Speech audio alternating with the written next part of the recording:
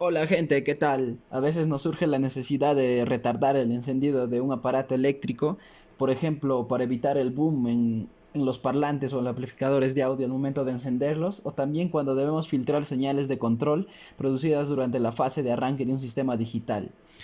En este caso, un ejemplo perfecto es este enchufe inteligente de 8 tomas que en el siguiente video voy a demostrarle cómo se hace.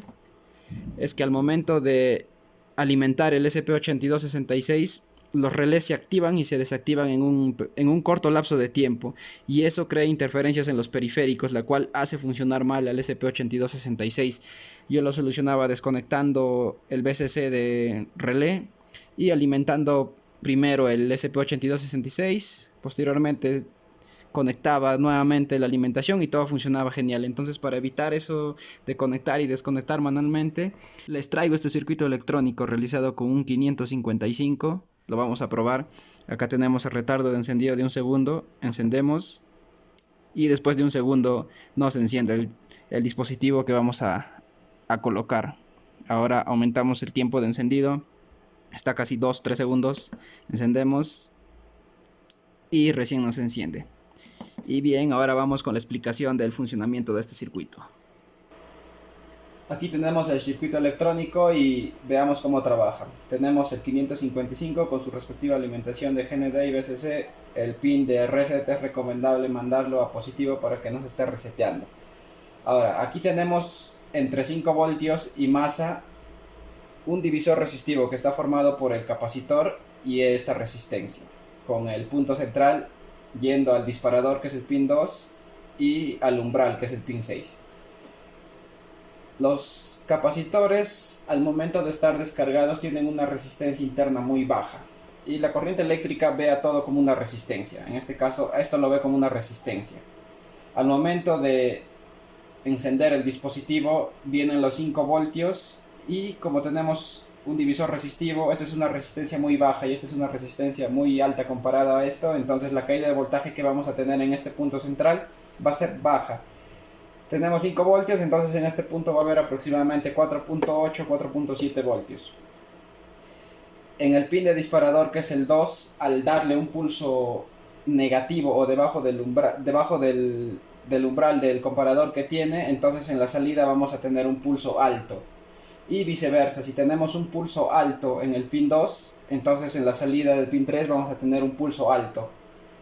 En este caso le está llegando 4.7 voltios aproximadamente, que es un pulso positivo, teniendo así en el pin 3 una salida baja, está desactivado el relé.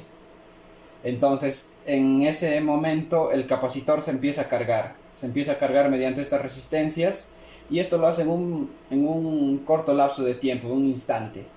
Y al momento de cargarse un capacitor, su resistencia interna es muy grande, entonces la corriente ya no pasa por aquí. Entonces lo que tenemos de ese pulso de 4.7 voltios se empieza a descargar 4.6, 4.5, y ese voltaje tiende a cero. Entonces en el momento en que tiende a cero tenemos un pulso negativo, tenemos un pulso en bajo aquí en el pin 2, y obteniendo así un pulso alto en el pin 3. En este caso enciende el LED, enciende el relé y se queda encendido ya hasta desconectar la alimentación. Así es como funciona el circuito. Al momento de tener una salida en alto en el pin 3, vemos que está conectado a un LED, enciende el LED, y también está conectado a la base de un transistor que controla a la bobina de un relé con su diodo de protección. Aquí vemos que la alimentación le colocamos un capacitor de 10 microfaradios solo para estabilizar un poco, y una resistencia 1K, que es una resistencia de carga para que se descargue este capacitor en caso de que desconectemos la alimentación. Esto es opcional. Así es como funciona. Tengo diseñado también la placa para los que quieren quemar mediante el método de planchado. Yo lo hice con una CNC.